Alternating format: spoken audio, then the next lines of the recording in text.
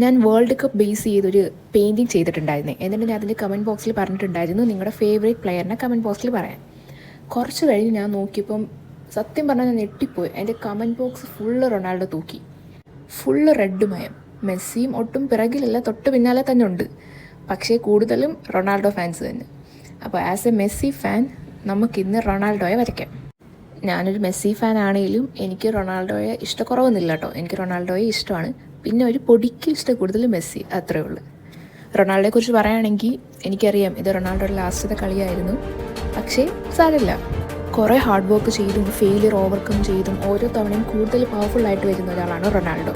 അതുകൊണ്ട് തന്നെ റൊണാൾഡോ ഒരു ഫുട്ബോൾ പ്ലെയർ മാത്രമല്ല, കുറേ ആൾക്കാരുടെ ഇൻസ്പിറേഷൻ കൂടിയാണ്.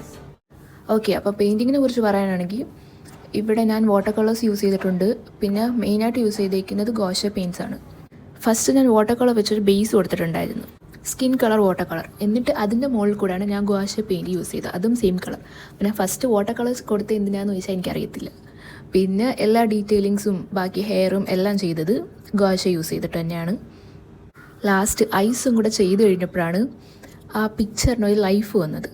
നമ്മൾ എത്രയൊക്കെ ചെയ്താലും ഐസും ഐബ്രോവും പെർഫെക്റ്റ് ആയില്ലെങ്കിൽ ആ ഒരു പിക്ചറിനൊരു ഭംഗി കാണത്തില്ല. അപ്പോൾ all the Ronaldo fans out there, this is for you. നമ്മുടെ ഫൈനൽ ലുക്ക് ഇതാണ്. ഇഷ്ടപ്പെട്ടാൽ ലൈക്ക് ചെയ്യാനും സബ്സ്ക്രൈബ് ചെയ്യാനും ഒന്നും മറക്കണ്ട.